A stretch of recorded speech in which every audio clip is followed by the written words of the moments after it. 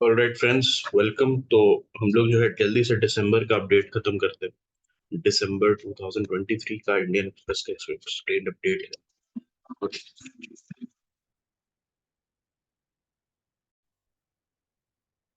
Okay, so universal declaration of human rights जो है उसका 75 ईयर्स हो चुका है। ओके, उसका 75 ईयर्स हो चुका है।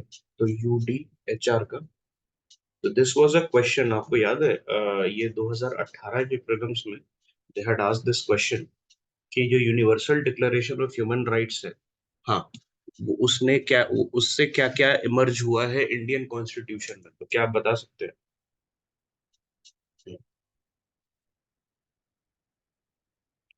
Universal declaration of human rights जो है उससे क्या क्या चीज निजात हुई है, मतलब ये हमारे इसमें आया है, तो बिल्कुल सही है। That is fundamental rights. Okay, और फंडामेंटल राइट्स, और हमारा क्या प्रियम्बल आया है? हमारा प्रियम्बल आया है। Preamble is also reflective of the Universal Declaration of Human Rights, and हमारा फंडामेंटल ड्यूटीज भी आया। ठीक है, सो प्रियम्बल जो है that is present in your universal declaration of human rights as well. Okay, ये जो है universal declaration of human rights में भी पॉसिबल है, and it is approved by the UN general assembly 75 years ago. 75 साल पहले यूएन जनरल असेंबली जो है उसने क्या किया, इसको अप्रूव किया, and it is a seen as a common standard of achievement for all people and nations. तो ये जो है एक कॉमन स्टैंडर्ड है कि हर नेशन और उसमें रहने वाले पीपल जो है उनके लिए एक अचीवमेंट है। और it consist of a preamble, उसमें क्या है, प्रियम्बल है और 30 आर्टिकल्स है। There are how many articles? 30 articles and one preamble. Very similar, जैसे हमारे कॉन्स्टिट्यूशन में प्रियम्बल है और 395 आर्टिकल्स जो है, सो उसके तरह से सिमिलरली, वेरी सिमिलर, यहाँ पर भी आपको देखने को मिल जाएगा एक प्रियम्बल और उसके साथ अकम्पनिंग आर्टिकल्स। ड्राफ्टिंग कमेटी की चेयरपर्सन कौन थी? Eleanor Roosevelt. तो Eleanor Roosevelt was the widow of Franklin Delano Roosevelt. तो फ्रैंकलिन डेलानो रूजवेल्ट जो थे, he was the late president, 1945 में मर गए थे, यूनाइटेड स्टेट्स के प्रेसिडेंट थे। उनकी विडो जो थी Eleanor Roosevelt, she was the drafting committee chairperson. तो हमारे ड्राफ्टिंग कमेटी में बाबा साहब अम्बेडकर थे, और उनके जो यूडीएचआर में है, universal declaration of human rights, उसमें एलेनोर रूजवेल्ट थी। तो एलेनोर, देखिए वहां अमेरिका में क्या होता है कि the wife, the first lady जिसको कहा जाता है, she also play a very important role. और हमेशा से एक मैरिड प्रेसिडेंट को फेवर किया जाता है। ऐसा बहुत रेयर हुआ है that a bachelor has been elected as the president of the United States. तो उसी के चलते वहां पर जो है, हाँ, उल्टा है, इंडिया में उल्टा है। इंडिया में people prefer bachelors. Okay, people जो, अगर आप देखिएगा, तो कमला नेहरू पास्ट अवे, तो ये जो आपके हैं, क्या नाम है, Jawaharlal Nehru was a widower, Indira Gandhi was also separated and then became a widower. हाँ, राजीव गांधी जो थी, briefly he was a family man. Atal Bihari Vajpayee was a bachelor, Modi ji was a bachelor. ठीक है, तो जनरली जो है प्रेफरेंस उसको दी जाती है, preference is given to people who are bachelors और हु आर सिंगल, है ना। और वैसे अमेरिका में उल्टा होता है, तो बहुत स्क्रूटनाइज किया जाता है फर्स्ट लेडी को, कैसी है, चाल चलन कैसा है, बातचीत में कैसी है, तो ये सारी चीजें देखा जाता है। ओके, तो यहाँ जो है एलेनोर रूजवेल्ट जो है, she became even after the death of her husband. ठीक है, alright, death of her husband Eleanor Roosevelt जो है बनी ड्राफ्टिंग कमेटी के chairperson. And please remember, it's not a treaty, it's and is not legally binding, please remember this. ये एक treaty नहीं है , और ये लीगली बाइंडिंग भी नहीं है। ठीक है, Article 1, all human beings are born free and equal in dignity and rights. तो all human beings जो हैं, what they are born free and they are equal in dignity and rights. ये पहला आर्टिकल ही कहता है कि सारे human beings they are born free and equal in dignity. अब हम बात करते हैं global renewables and energy efficiency pledge के बारे में. तो इंडिया और China they have stayed away.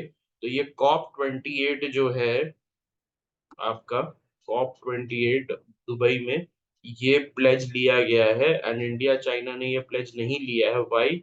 Because इसमें बहुत ज्यादा कोल कम करना पड़ता, कोल की डिपेंडेंसी कम करनी पड़ती. तो India and China they have stayed away from the global renewable and energy efficiency pledge. और यहाँ पर क्या है, countries have to double the global average annual rate of energy efficiency improvement from around 2% to 4% every year until 2030. इसका मतलब क्या है, जो भी आप एनर्जी एफिशिएंसी मेजर्स ले रहे हैं रिन्यूएबल यूज करके, बेटर प्रोडक्ट्स अप्लायंसेस को इंट्रोड्यूस करके, तो उसका जो रेट है उसको 2% से आपको क्या करना है, 4% करना है. ठीक है. And it was signed at the COP 28. कहां पर साइन किया गया है इसको? COP 28 पे साइन किया गया है. It is neither legally binding and nor it is part of the official COP 28 calendar. Please remember this global renewable and energy efficiency pledge, it is just like a normal pledge जो आप लेते हैं ना. मैं शपथ लेता हूँ कि मैं करप्शन नहीं करूंगा, जैसे बाबू लोग लेते हैं, तो उस तरीके से very similar to that. Okay. ठीक है. International energy agency. So it was established in 1974. इसका जो एस्टैब्लिशमेंट है ये कब हुआ था? 1974 में हुआ था. और ये किसने किया था? OECD ने किया था. OECD ने क्यों किया था? बिकॉज ऑयल एम्बार्गो आ गया था 1973 में इसराइल को सपोर्ट करने के लिए. Saudi Arabia led the OPEC group के कंट्रीज जो थे उन्होंने क्या किया था, और स्पेशली जिसमें गल्फ कंट्रीज जो थे पार्टिसिपेट कर रहे थे, they started an oil embargo. उन्होंने ऑयल बेचना बंद कर दिया. तो इसराइल को सपोर्ट के ऊपर क्या किया था, ऑयल बेचना बंद कर दिया. उससे ऑयल गैस क्राइसिस बढ़ गया. और ऑयल गैस क्राइसिस जब बढ़ गया, तो फिर what happened, the prices of gases went up. और अमेरिका में बहुत ज्यादा प्रॉब्लम हो गई थी इसके वजह से. उस समय हुआ क्या था, दैट यूएसएसआर के पास अपना गैस रिजर्व बहुत था और अमेरिका के पास अपना गैस रिजर्व उतना नहीं था. उस समय फ्रैकिंग वगैरह जो है इस लेवल पे स्टार्ट नहीं हुई थी कि अमेरिका जो है नंबर 1 प्रोड्यूसर बन जाए. It was only after the 1973 oil embargo that America started taking fracking seriously. तो फ्रैकिंग को सीरियसली जो है अमेरिका जो है only after the 1973 oil embargo ले रहा था. ठीक है. और ओपेक जो है, तो जिसका पार्ट उस समय यूएसएसआर नहीं था. ओके. ओपेक प्लस का पार्ट रशिया है, ओपेक का पार्ट नहीं है. ओके. तो ओपेक जो है उसने क्या किया था, ऑयल एम्बार्गो लगा दिया था. ओके. और ये जो है उसके चलते OECD ने इंटरनेशनल एनर्जी एजेंसी का जन्म लिया कि हम जो है अगले बार ट्राई करेंगे कि ऐसा क्राइसिस कभी ना हो. ठीक है. IEA, इंटरनेशनल एनर्जी एजेंसी जो है, it's a candidate for IEA. अगर आपको IEA ज्वाइन करना है तो आपको OECD का मेंबर बनना ही पड़ेगा. सो क्या इंडिया के लिए पॉसिबल है IEA का मेंबर बनना, इंटरनेशनल एनर्जी एजेंसी का? The answer is no. ठीक है. तो India is an associate member, बाहर से सपोर्ट करता है, आउटर मेंबर है. It is not part of the membership. Okay. It publishes some few reports. उसमें कौन कौन सा है? World energy outlook is the most important report. और रिन्यूएबल्स 2023, इलेक्ट्रिसिटी 2024, इस टाइप के रिपोर्ट भी पब्लिश करता है. मेजर कौन सा याद रखना है, वर्ल्ड एनर्जी आउटलुक करके जो रिपोर्ट है उसको पब्लिश करता है. यूरोपियन यूनियन जो है, it became the first country to become ने फर्स्ट कंट्री नहीं, as an a first entity और अ ग्रुप ऑफ कंट्री जिसने आर्टिफिशियल इंटेलिजेंस के लिए रेगुलेशंस लगाए हैं। सो ये क्वेश्चन आ सकता है, UPSC is very fond of any kind of development, regulatory development that is happening in the European Union.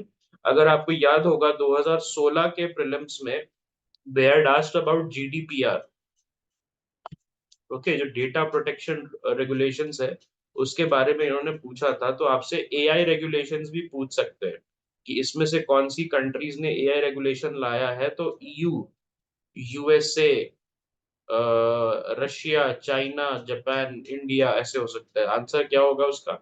The first AI regulations have been bought by the European Union. ठीक है। Ethanol blending scheme जो है उसके बारे में हम लोग बात करते हैं। तो एथेनॉल जो है वो 99.9% क्या है? प्योर अल्कोहल है। क्या है? 99.9% प्योर अल्कोहल, जो कि आप पेट्रोल के साथ ब्लेंड कर सकते हो। एथेनॉल पहले 2013 से जो है इसको हम सी हेवी मोलासिस से बना रहे हैं। तो मोलासिस के भी दो पार्ट होते हैं फ्रेंड्स, प्लीज रिमेम्बर। एक होता है सी हेवी मोलासिस और एक होता है बी हेवी मोलासिस। ठीक है।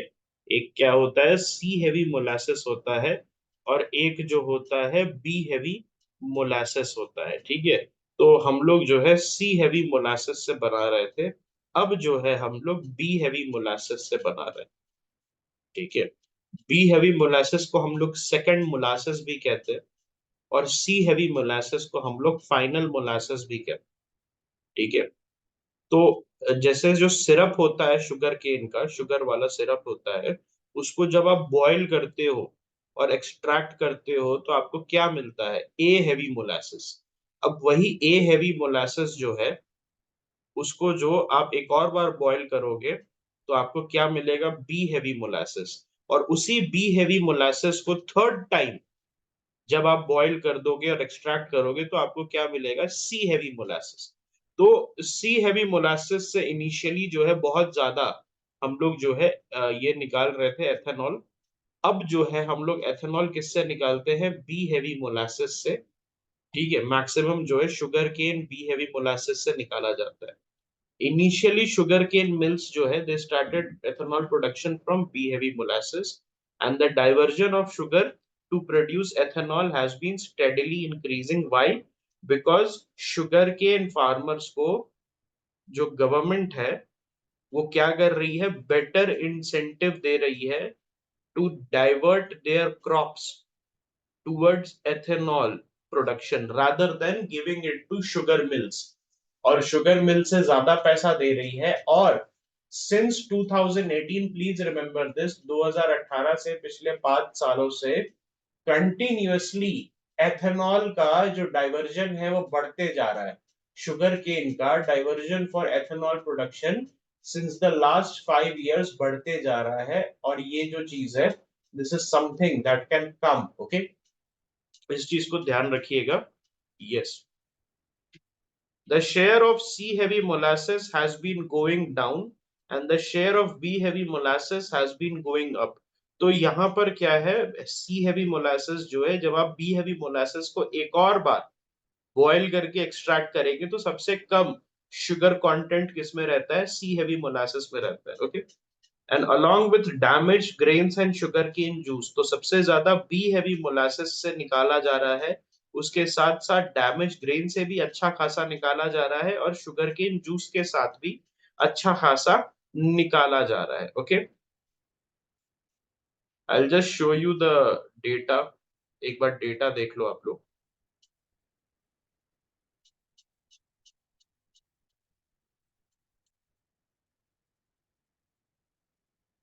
ये दिख रहा है आप लोगों को? I hope it is visible on the screen. तो यहाँ पर अगर आप देखिएगा, यहाँ पर अगर आप देखिएगा तो देखिए, year by year ethanol production has been increasing. बीच में कम हुआ है तो हम हर समय नहीं बढ़ रहा है। 111 से 67 भी गया है 2016-17 में। और यहाँ पर नीचे आइएगा, 2023-24 का जो डेटा है डैमेज्ड ग्रेन से सबसे ज्यादा 159 है। इसका एक क्वेश्चन आया था अगर आपको याद होगा, रॉटन, I think रॉटन grains beaten husk, इस टाइप से क्वेश्चन आया था कि बायोफ्यूल बनाने के लिए किस किस को अलाउ किया गया है, सोरगम। ओके, तो वो आया था 2018 या 19 के पेपर में। ओके, सो ये जो है, okay, this is the thing that you need to remember, इसका क्वेश्चन आ सकता है, इंपॉर्टेंट है। सबसे ज्यादा डैमेज ग्रेन से इथेनॉल प्रोडक्शन है, नंबर 2 पे शुगर केन जूस, नंबर 3 पे बी हैवी मोलासेस। जरा ऊपर नजर डालिएगा, सी हैवी मोलासेस जो है उसका प्रोडक्शन पहले बहुत ज्यादा था, उसके थ्रू एथेनॉल बन रहा था, अब अचानक से एकदम खत्म हो गया। ओके, सी हैवी मोलासेस जो है उसको एकदम खत्म कर दिया गया है। और यहाँ पर डैमेज ग्रेड मेज, सरप्लस राइस। तो राइस जो है, एफसीआई क्या कह रही है कि हमारे गोडाउन में हर साल हम millions of tons of rice को फेंकते हैं, बहुत सारा राइस खराब हो जाता है, चूहा खा जाता है, why not use it in making ethanol. Okay,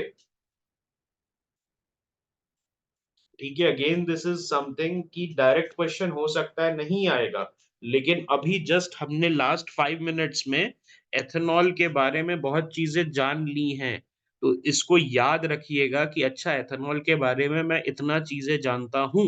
और उसके बाद क्वेश्चन अगर आप बनाइएगा तो जरूर से सही क्वेश्चन पे आपका टिक, आंसर पे, सही आंसर पे आपका टिक हो जाएगा। मेन यही है, पैनिक नहीं करना है, ये समझना है कि मैंने क्या पढ़ा है, what is my knowledge base, और उसको समन कीजिए, उसको बुलाइए अपने दिमाग में। अच्छा, मैंने क्या पढ़ा है इसके रिलेटेड, ये नहीं कि भाई मैंने एग्जैक्टली ये नहीं पढ़ा है तो मैं क्वेश्चन सॉल्व नहीं कर सकता या नहीं कर सकती। फिर बता रहा हूं, अगर आपका डायरेक्ट क्वेश्चन नहीं आ रहा है, जो कि नहीं आएगा, 70 से 80 क्वेश्चन इनडायरेक्ट आएंगे, आपको बस समन करना है अपने आप को, सबसे पहले थीम पहचानना है क्या पूछा जा रहा है, और फिर सोचिए कि क्या मैंने क्लास में पढ़ा है। Once you will summon that, आपका आराम से क्वेश्चन बन जाएगा। This has been my personal experience while solving test series. जब भी मैं ये सोचता हूँ, थोड़ा काम होके सोचता हूँ कि मैंने इस क्वेश्चन के बारे में क्या पढ़ा हुआ है, मेरे पास नॉलेज बेस में क्या है, तब वो आंसर आ जाता है। ओके, नहीं आ रहा है कोई बात नहीं, you don't need to solve 100 questions, you are there to solve 75 questions. बस इतना सोच के जाना, तो अचानक से तुम्हारा जो बर्डन है, बोझा है, वो कम हो जाएगा। ठीक है, अब हम बात करते हैं global partnership on artificial intelligence के बारे में, जीपीएआई। तो इसको मैंने आपको योजना वाले क्लास में भी पढ़ाया, इसको फिर से पढ़ लेते हैं। ठीक है, सो इंडिया जो है एक फाउंडिंग मेंबर है जीपीएआई का। और फर्स्ट 3 जीपीएआई समिट कहाँ पर हुआ था? मॉन्ट्रियल में, पेरिस में और टोक्यो में। तो टोक्यो में जो है इन्होंने एक डिक्लेरेशन दिया था 2022 का, अगर आपको याद होगा मैंने क्वेश्चन भी पूछा था इससे। It was related to the irresponsible usage of AI to harm the humanity. Okay, जो लास्ट जीपीआई समिट हुआ था, जिसका इंडिया एक फाउंडिंग मेंबर है, तो वो कहाँ पर हुआ था? टोक्यो में हुआ था। Where it did happen? It happened in Tokyo. Okay, और टोक्यो से डिक्लेरेशन निकला था। डिक्लेरेशन जो है हार्मफुल यूजेज ऑफ एआई के ऊपर था। और उससे जो भी जो एजीआई निकल रहा है आजकल, एजीआई की बहुत ज्यादा बात हो रही है। Anybody can tell me what is AGI? What is AGI?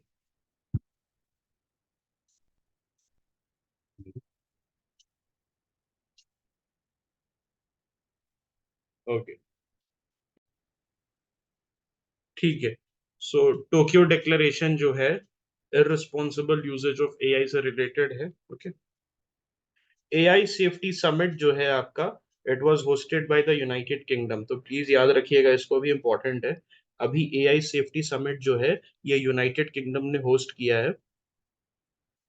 SR Bommai judgment, so it is, हम बात करते हैं एसआर बोमई जजमेंट के बारे में। Okay, okay, I just right it here, Bletchley park, Bletchley park declaration. ठीक है, this will be related to the AI safety summit. Okay, good. SR Bomai judgment. Okay, SR Bomai judgment, interpretation of Article 356. Okay, इसको जो है supreme court ने article 356 का interpretation किया है। और यहाँ पर जो है SR Bommai judgment was a landmark judgment for basic structure expansion as well. आप सभी को पता है बेसिक स्ट्रक्चर क्या होता है, और उसी का एक्सपेंशन जो है हमें एसआर बोमई जजमेंट में देखने को मिला था। And president's decision to impose president rule will be subject to judicial review. क्या बोला गया था कि जो प्रेसिडेंट का डिसीजन है इम्पोज करने का president rule, it shall be subject to what, it shall be subject to judicial review. और जुडिशियल रिव्यू किस ग्राउंड पे हो सकता है प्रेसिडेंट का डिसीजन पे? Illegality, mala fide abuse of power, extraneous consideration and fraud. ठीक है, ये secularism was added here.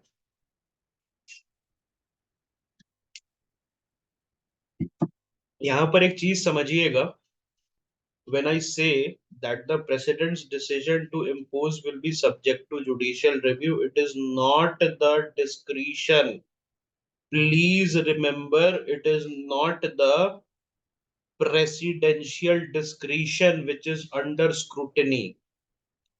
It is the material which the president has used to impose the president's rule. So please remember, discretion cannot be examined, rather the material relied on for making the decision can be reviewed. Okay, SR Bommai जो है, he also made parliamentary approval necessary for imposing president's rules. So SR Bommai judgment जो है,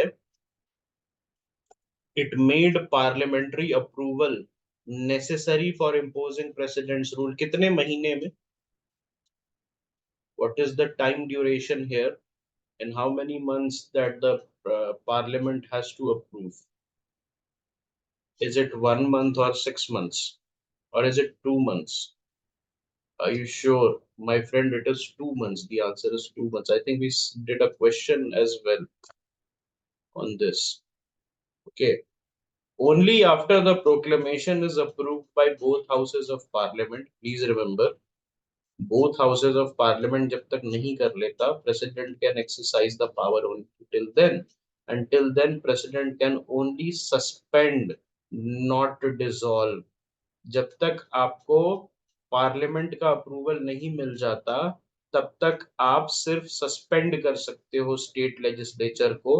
you can not dissolve it. Okay, so if the parliament does not approve the proclamation within 2 months, then the government that was dismissed would automatically stand revived. All right, automatically जो है legislature अगर allow नहीं करता है तो क्या हो जाएगा? ऑटोमेटिकली जिंदा हो जाएगा। अब हम बात करते हैं बहुत इंपॉर्टेंट टॉपिक पे, that is special provision with respect to article 371। तो 371 से रिलेटेड जितने भी इंपॉर्टेंट आपके प्रोविजंस हैं उसको डिस्कस करना इंपॉर्टेंट है। ठीक है, तो आर्टिकल 371 ए थ्रू 371 जे, उसके बारे में हम बात करते हैं, स्पेशल प्रोविजन के बारे में। तो इसका मतलब क्या है? ए टू जे का मतलब, अगर कहीं पे ए टू जे लिखा हुआ है, इसका मतलब क्या है? That it has been added. Okay, it has been added via a amendment. एक अमेंडमेंट के तहत इसको जो है ऐड किया गया है। आर्टिकल 371 जो है वो क्या है? महाराष्ट्र है और गुजरात। ओके, क्या क्या है? महाराष्ट्र है और गुजरात। एंड गवर्नर जो है, it has special responsibility to establish separate development board. किस चीज की रिस्पॉन्सिबिलिटी है? सेपरेट डेवलपमेंट बोर्ड की रिस्पॉन्सिबिलिटी है गवर्नर की। Please remember this. Maharashtra Gujarat में विदर्भ, मराठवाड़ा और कच्छ के लिए, Vidarbha and Marathwada is where it is located in Maharashtra, and Kutch is located in Gujarat. Okay, Vidarbha and Marathwada is located in Vidarbha and Marathwada is located in Maharashtra, and Kutch is located in Gujarat. And वहाँ के governors की क्या responsibility है कि separate development board बनाए, क्योंकि ये जो एरियाज है they are historically backwards compared to the other areas of the states. Okay, तो अगर आप देखिएगा आज भी विदर्भ जो है उसमें बहुत ज्यादा वहां पर compare to other parts of Maharashtra हमें गरीबी देखने को मिलती है, ड्रॉट सिचुएशन देखने को मिलता है, per capita income is much less compare to other regions. Okay, so इस चीज को देखते हुए एक सेपरेट डेवलपमेंट बोर्ड उस समय ड्यूरिंग इंडिपेंडेंस बनाने के लिए बात हो चुकी थी, और इक्विटेबल एलोकेशन ऑफ फंड्स होगा। Okay, for development expenditure and equitable arrangement providing facility for technical education and vocational training. तो technical education and vocational training को एस्टैब्लिश करने के लिए आपको क्या करना होगा, गवर्नर को equitable allocation of fund. So this is article 371 for Marathwada, Kutch और विदर्भ। ओके, सो विदर्भ को हम लोग अलग से ही ट्रीट करते हैं, मराठवाड़ा को हम लोग अलग से ही ट्रीट करते हैं। इवन रणजी में, रणजी आपने सुना होगा, रणजी ट्रॉफी करके क्रिकेट का टूर्नामेंट होता है, उसमें विदर्भ की टीम अलग खेलती है महाराष्ट्र से। Okay? विदर्भ की जो टीम है वो अलग खेलती है। And I think there are three teams, right? एक बॉम्बे मुंबई की अपनी टीम है, मुंबई की अपनी टीम है, महाराष्ट्र अलग है, और ये आपका विदर्भ अलग है।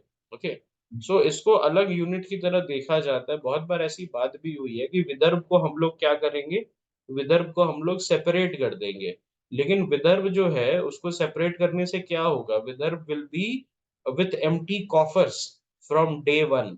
डे वन से जो है विदर्भ के पास पैसे नहीं होंगे, इसीलिए महाराष्ट्र के साथ इसको ऐड कर दिया गया है कि आप जो है Maharashtra being a prosperous state, वो जो है हेल्प कर सकता है विदर्भ को, because of the geographical realities and the historical realities that Vidarbha had, जिससे जो उसका पोवर्टी है वो बहुत ज्यादा है कंपेयर टू अदर एरियाज। तो इसीलिए जो है आर्टिकल 371 में गवर्नर को ड्यूटी दी गई है कि आप डेवलपमेंट बोर्ड बनाएंगे। Now this question can come, UPSC में ये क्वेश्चन आ सकता है, इसको ध्यान से रखिएगा। ठीक है, इसको ध्यान से एक बार रिवाइज भी कर लीजिएगा, तो बहुत इंपॉर्टेंट है ये, क्योंकि यहाँ इसको यूपीएससी ने अनएक्सप्लोर्ड रखा है। जो आर्टिकल का जो लिस्ट है, अगर आप देखिएगा बना के, जो एरियाज अनएक्सप्लोर्ड है वहां से आपको क्वेश्चंस आ सकता है। ठीक है, आर्टिकल 371 ए। ओके, आर्टिकल 371 ए, 13th constitutional amendment act, 13th constitutional amendment act के अंदर है आपका आर्टिकल 371 ए। सो ये किसके लिए है, नागालैंड के लिए है। और ये 1962 में जब नागास के साथ सरकार ने पहला ट्रीटी किया था, नागास जो थे उनके साथ गवर्नमेंट ने पहला ट्रीटी 1962 में, 1961-62 में किया था। तो उसके बाद इसको जो है आर्टिकल 371 ए को इंसर्ट किया गया था। इसमें क्या कहा गया है कि पार्लियामेंट जो है it can not legislate in matters of Naga religion और सोशल प्रैक्टिसेस और customs or land ownership in Naga tribal areas without concurrence of state assembly। तो जब तक स्टेट असेंबली ना बोले तब तक पार्लियामेंट जो है Naga custom, Naga social practice, Naga religion, Naga land ownership, उससे रिलेटेड किसी भी टाइप का जो लॉ है नहीं बना सकते। तो आप बोलेंगे यार ऐसे भी तो स्टेट असेंबली बनाती है इन मामलों में, लेकिन आपको अगर याद होगा, so we had also discuss this, जहां पर भी क्लैश होता है किसी भी लॉ के स्फीयर में, जहां पर भी क्लैश होता है between parliament and the state legislature, the parliamentary law जो है वो बेसिकली आपका पार्लियामेंट्री लॉ, वो reign supreme. Okay, it reign supreme, it it overpowers the state law. लेकिन यहाँ पर क्या हो रहा है, यहाँ पर स्वीपिंग पावर्स दिया जा रहा है स्टेट असेंबली को on certain matters such as Naga customs, Naga जो रिलीजन, नागा जितने भी जेंडर डायनेमिक्स है उससे रिलेटेड रूल्स जो है उसको, ओके, उस पे जो है नागा स्टेट असेंबली का, नागालैंड का स्टेट असेंबली का पावर ज्यादा है compare to the parliament. Okay, तो ये स्पेशल प्रोविजन है which is given in the constitution itself. इनको बिल्कुल यूसीसी में एग्जेम्प्ट किया जाएगा। यूसीसी का जो ड्राफ्ट है, अगर आप उसको पढ़िएगा तो उसमें सरकार ने बोला है ट्राइबल्स को बिल्कुल अलग किया जाएगा। मेघालय, मिजोरम, नागालैंड, जितने भी ट्राइबल्स हैं, असम, उनको अलग रखा जाएगा। Article 371 B, it is related to Assam. तो यहाँ पर किसको बोला गया है कि प्रेसिडेंट जो है, he may provide for the constitution and function of a committee of assembly consisting of members elected from the state's tribal area। तो असम का जो ट्राइबल एरियाज है, प्रेसिडेंट साहब क्या कर सकते हैं, एक कमिटी बना सकते हैं। ओके, एक कमिटी बना सकते हैं ट्राइबल एरियाज के मेंबर्स का। ठीक है, ओके। देखिए, यूसीसी जो है उसका जो टारगेट ऑडियंस कोई और है, it's not the tribal people. Article 371 सी, ये 27th कॉन्स्टिट्यूशन अमेंडमेंट एक्ट के थ्रू 1971 में हुआ था। तो यहाँ पर आप समझिए कि 1971 में, इससे पहले भी मैंने कुछ बताया था। सिक्स शेड्यूल की क्लास जिसने अटेंड की थी उनको याद होगा। सिक्स शेड्यूल की क्लास में आपको याद होगा, मणिपुर का, वेरी गुड यार, एक्सेलेंट, मणिपुर का एडीसी जो है, ऑटोनॉमस काउंसिल जो है यहाँ बना था, which was, okay, which was a statutory council.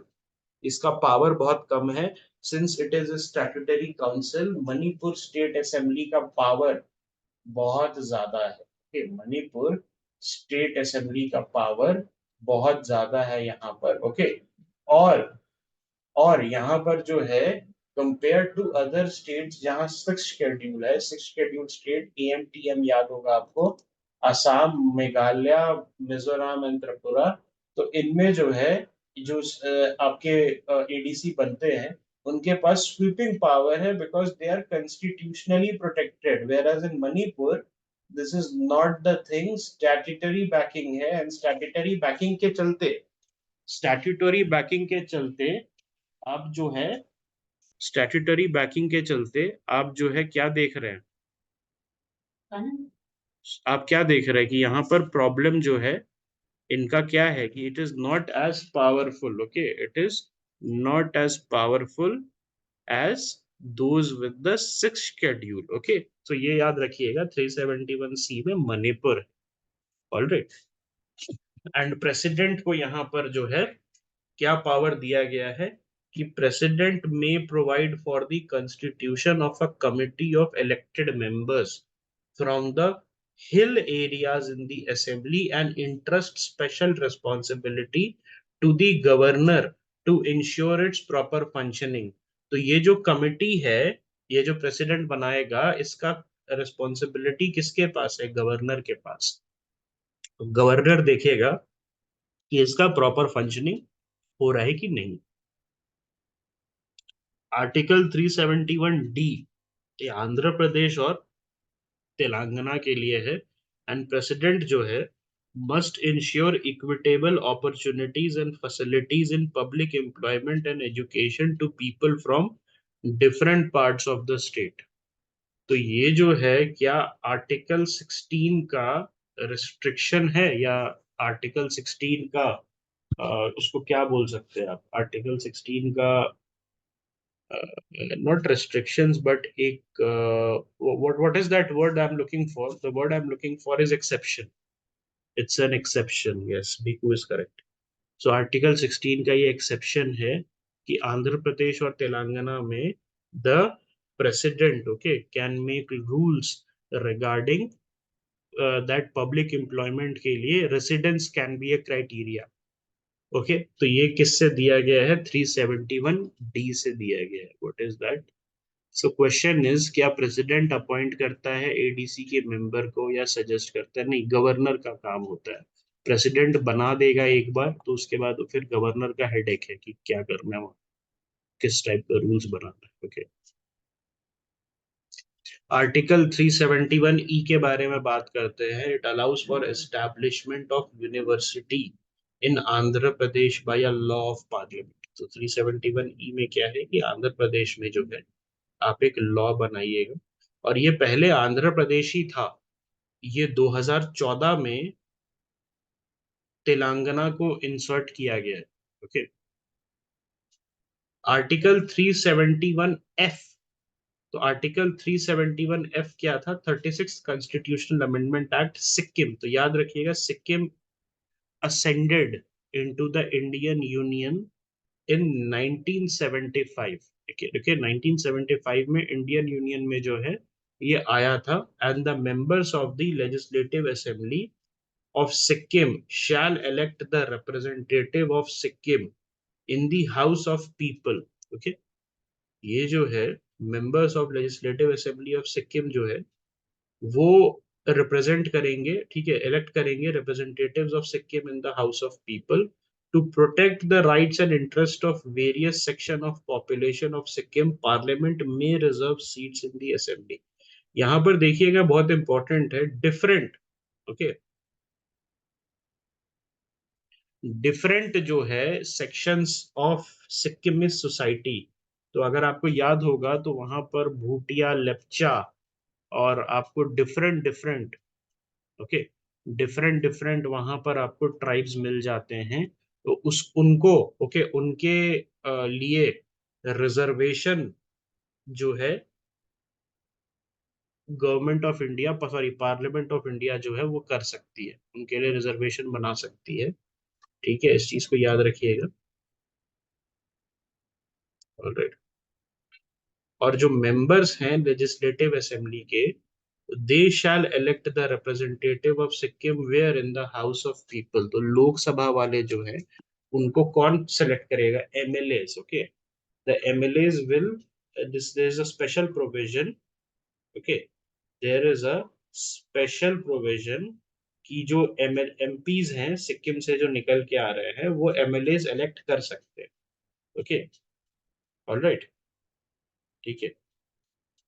Alright. एक मेंबर है सिक्किम जो है, सिक्किम से कितने मेंबर्स निकलते हैं? एक मेंबर निकलता है। एक सीट दिया गया है सिक्किम को। ओके। तो लोकसभा में एक सीट, ठीक है। ऑलराइट। और सिक्किम लेजिस्लेटिव असेंबली जो है उसमें डिफरेंट ट्राइब्स को रिजर्वेशन देने का है, ठीक है। ऑलराइट। नहीं, this is a provision.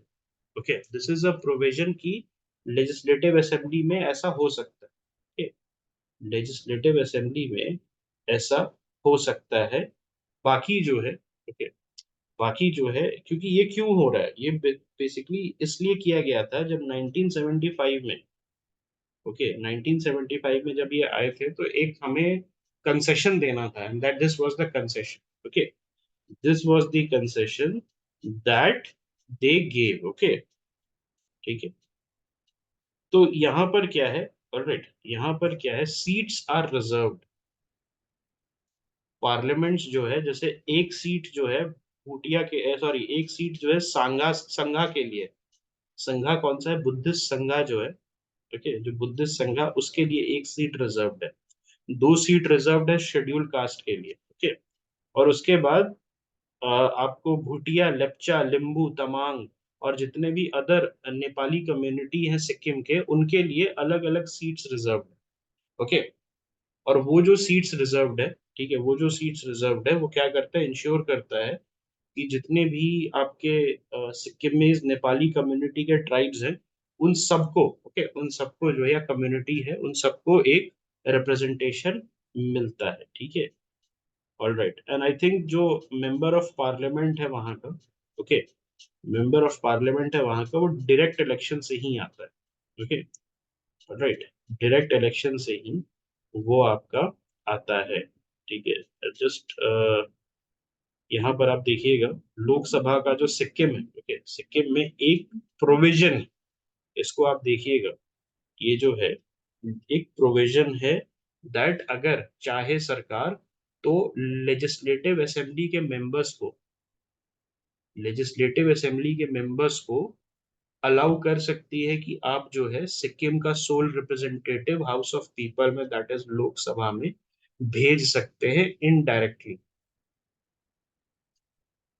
Okay. हाँ, sort of we can say, okay, we can say that it is It is a dormant provision because as far as I am concerned, this is not something that is practiced already. Okay. Okay, there is this, देखिए अगर होता है ऐसा तो कुछ information जरूर आता है, होता है ऐसा तो इंफॉर्मेशन जरूर आता है, इंफॉर्मेशन नहीं है इसके बारे में।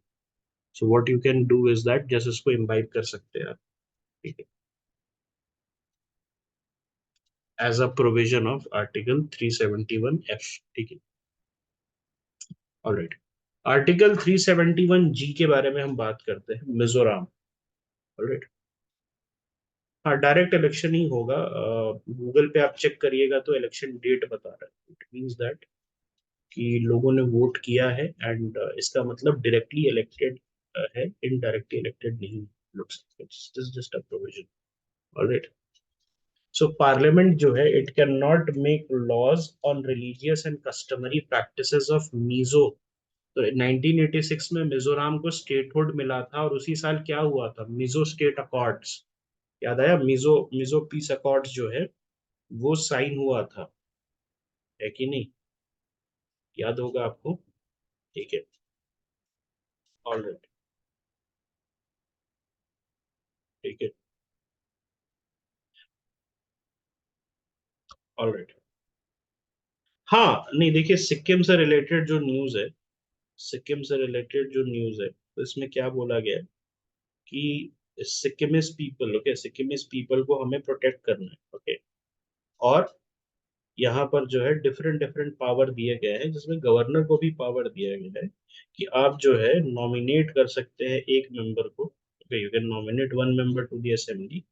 और उसके साथ साथ बुद्धिस्ट संघास के लिए, बुद्धिस्ट संघास जो है वहां पर बुद्धिज्म प्रैक्टिस किया जाता है, बुद्धिज्म वहां पर प्रैक्टिस किया जाता है, और इसीलिए बुद्धिस्ट संघर्ष को भी एक सीट दिया जाता है कि आप आइए और बैठिए, ठीक है। ऑलराइट,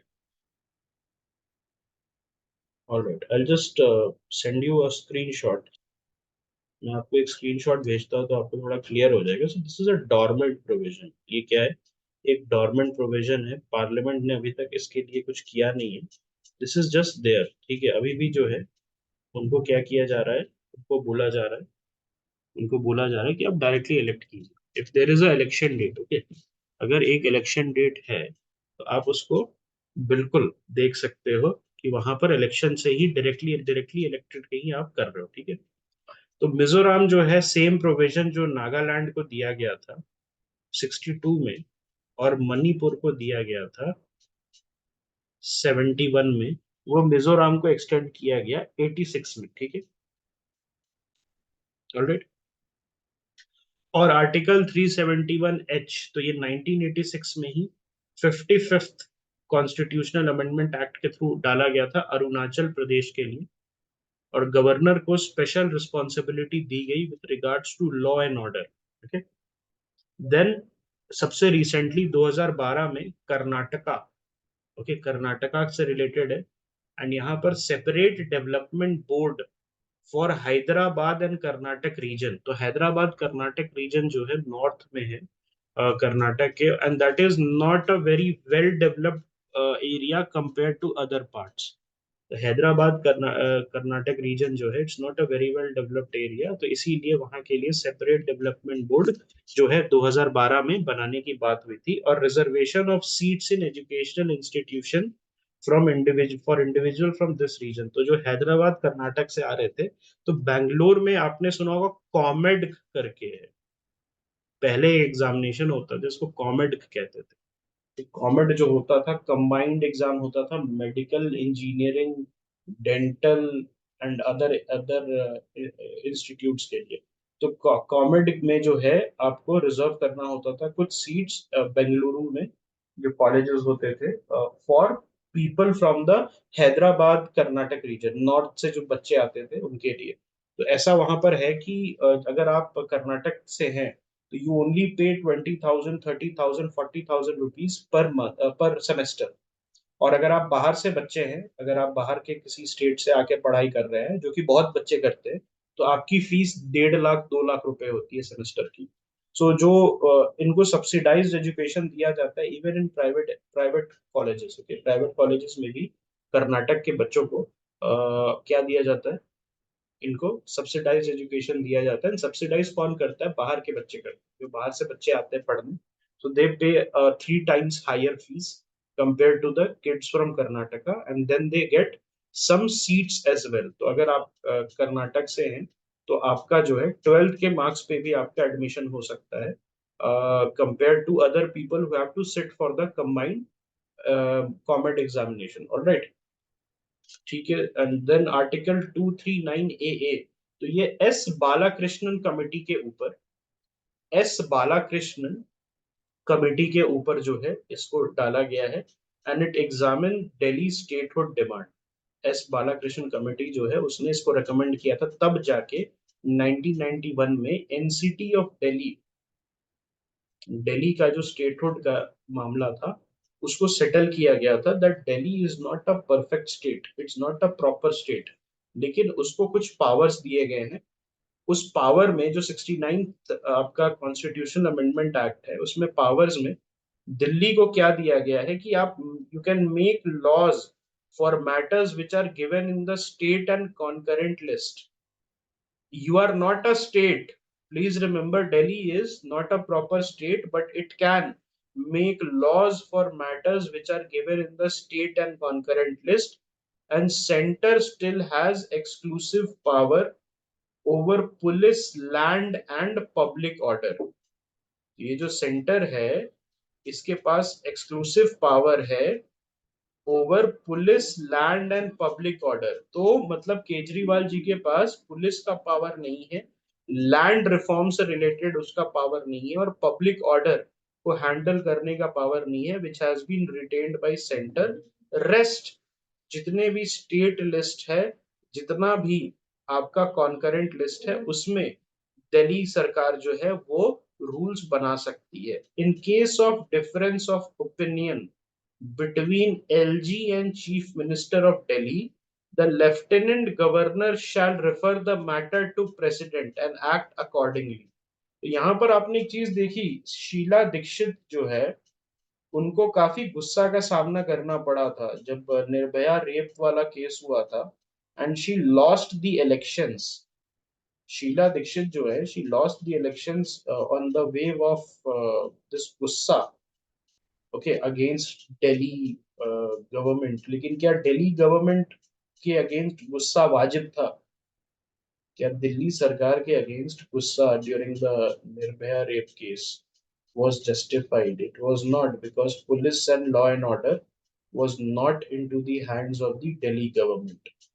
लेकिन हाँ, एक बात ये थी कि डबल इंजन की उस समय सरकार थी, आपकी कांग्रेस की गवर्नमेंट थी सेंटर में, इसीलिए जो है ये गुस्सा फूट पड़ा। Alright. And law of parliament जो है, अगर दिल्ली सरकार, Delhi state legislative assembly and the parliament of India में कोई भी मतभेद होता है, कोई भी प्रॉब्लम होती है, तो लॉ ऑफ पार्लियामेंट जो है इट विल रीन सुप्रीम। हम बात करते हैं सेंट्रल आर्म्ड पुलिस फोर्सेस के बारे में, तो टोटल 7 CAPF है। उसमें से सबसे पुराना CAPF कौन है? It is the CRPF। तो ये जो है पहले ब्रिटिश के समय से CRPF है आपका, उससे पहले किसी दूसरे नाम से जाना जाता था, मैंने क्लास में बताया है।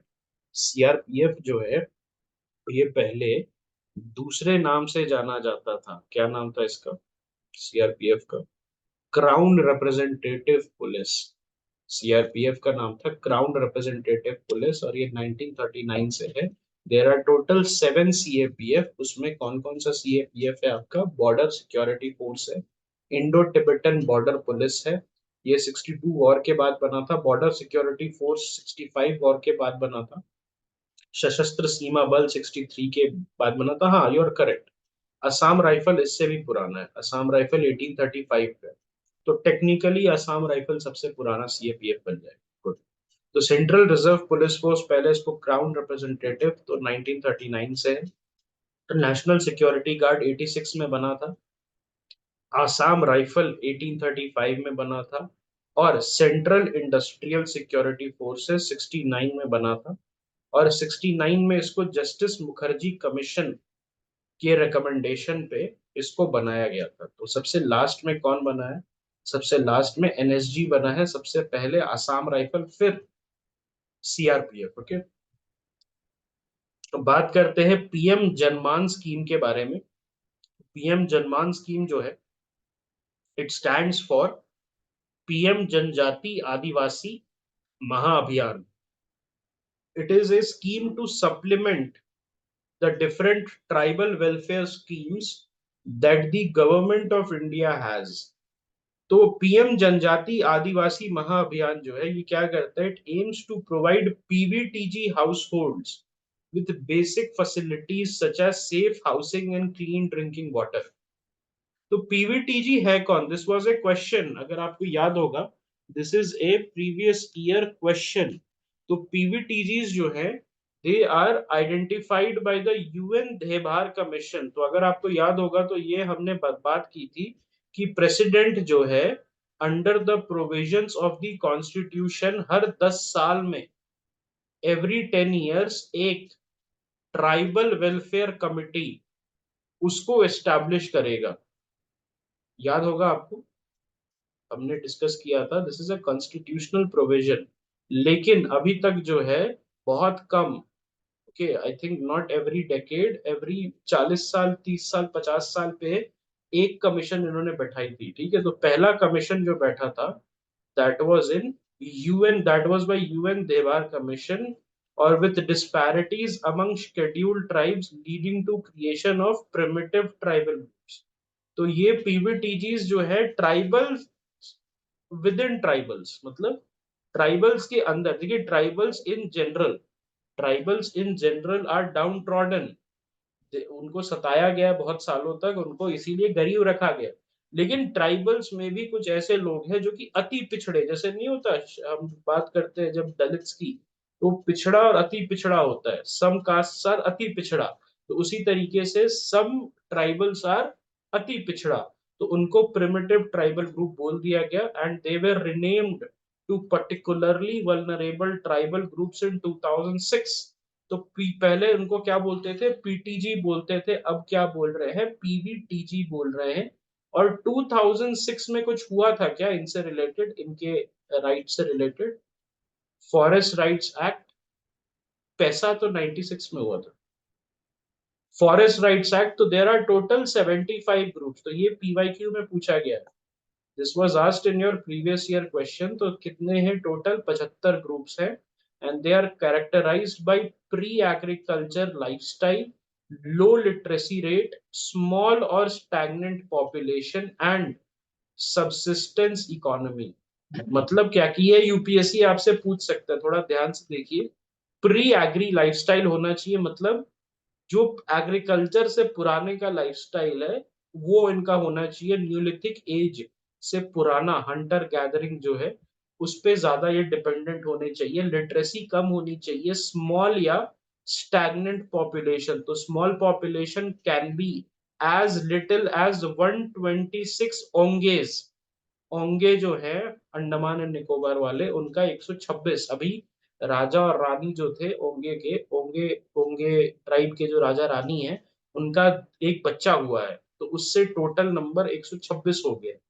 और देर आर सर्टेन पीपल जिनका लाखों में नंबर भी जा रहा है, तो ऐसा कोई फिक्स्ड नंबर नहीं है। डिक्लाइनिंग पॉपुलेशन या स्मॉल पॉपुलेशन होना चाहिए। सबसिस्टेंस इकोनॉमी, उनकी इकोनॉमी मॉडर्न इकोनॉमी नहीं होनी चाहिए। सबसिस्टेंस इकोनॉमी, जो उगाया वो खाया, उस टाइप का इकोनॉमी इनका होना चाहिए। तो याद रखिएगा, प्री एग्री इम्प्लीमेंट्स यूज करते हैं ये। मतलब जैसे हल चलाना हुआ, तो हल क्या हुआ? This is something that plough you use post agriculture. मतलब एग्रीकल्चर अगर आपने स्टार्ट किया तो आप प्लाउ यूज करते हो। These people don't use ploughs. तो इनके टूल्स जो होते हैं, they are also pre agriculture. तो ये पीएम जनजाति विकास, जो ये पीएम जनमान है, ये पीएम जनजाति विकास मिशन को सपोर्ट कर रहा है। ठीक है, और पीएम जनमान जो है, ये minimum support price for minor forest produce देता है। तो इसको क्या कहते हैं हम? MSP for MFP. तो एमएफपी क्या होता है? MFP are all the non timber producers, जिसमें बैम्बू भी आता है, बैम्बू को भी पहले टिम्बर बोला गया था, अब उसको बैम्बू को, याद रखिएगा, बैम्बू को ग्रास बोला जाता है। पहले टिम्बर बोला जाता था, अब ग्रास बोला जाता है। तो एमएफपी क्या होता है? Minor forest produce are all the non timber produces which the tribal people are allowed to collect. Okay, और उसी को जो है उस पे एमएसपी दिया जाता है, not the official MSP, but एक स्कीम के थ्रू, नॉट द सीसीईए वाला एमएसपी, एक स्कीम के through ministry of tribal affairs, TRIFED के थ्रू, एक ट्राइफेड करके ऑर्गेनाइजेशन है, उसके थ्रू आपको कलेक्ट करवाती है और उसके अगेंस्ट में एक एमएसपी पे करती है, ताकि ट्राइबल जो लोग हैं they can also live a life of dignity. फिर बता रहा हूं, TRIFED is under the ministry of tribal affairs, मोटा। और पीवीटीजी कौन डिक्लेयर करता है? Who maintains the list of PVTG? बहुत ध्यान से सुनना, it is the ministry of home affairs.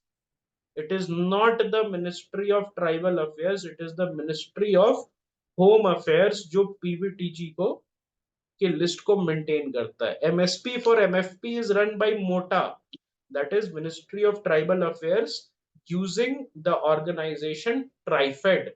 And what is a MFP? Minor forest produce. These are all non-timber produce which the tribals are allowed to collect.